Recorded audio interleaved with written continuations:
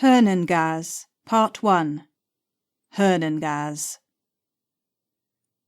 The wild wood wound and the wild wood chimed. The wild wood chimed and the world died away. The world died away and the wild wood wailed, and into the wild wood was born a wild man. A wild man was born, a wildening of the woods, a wildkin, a weirdkin. They called him the wild man. They called him the bastard son. They called him the forsaken one.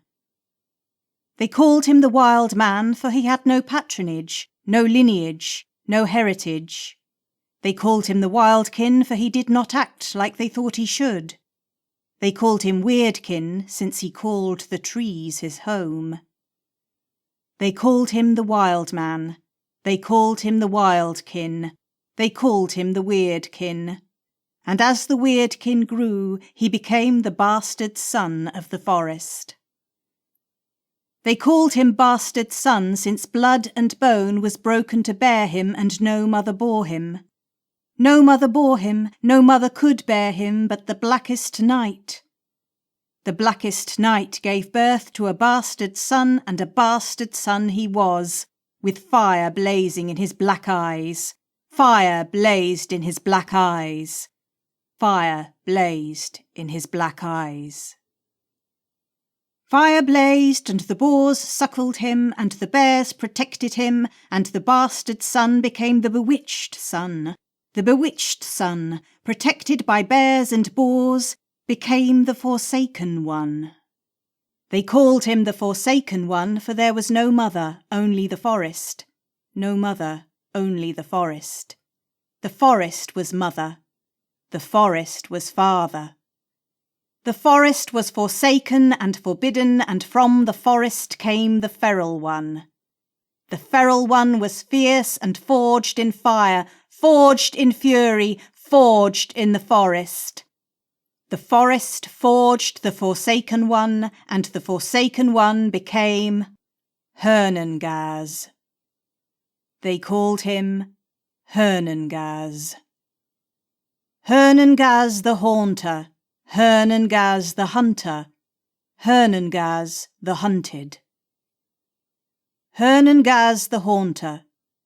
When the mist rose and the dark earth boiled, there he was, as elusive as a wisp, a hungry shadow.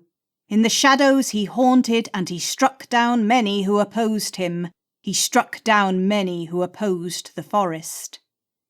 Hurnungaz the haunter, Hurnungaz the hunter, Hurnungaz the hunted. Hurnungaz the hunter. Hurnungaz hunted with wolf and boar and bear. He hunted the forest, and he sought no deer, nor rabbit, nor fox. He hunted humans and more. He hunted Normans. He hunted Norse. He hunted the Norns to learn the course of his life. Hurnungaz the haunter, Hurnungaz the hunter, Hurnungaz the hunted. Hurnungaz the hunted. They sought him here, there they sought him, never where they found him unless he wanted to be found, and found he was, with blade in hand and blood in mind. Hurnungaz the haunter, Hurnungaz the hunter, Hurnungaz the hunted. And Hurnungaz was hungry.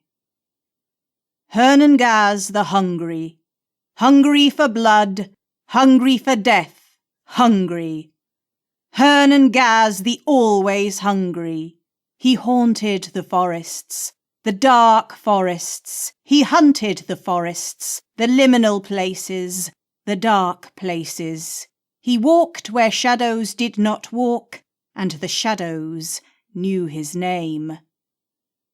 Hurnungaz, whom some called the bloody, some called the hooded, some called Hood.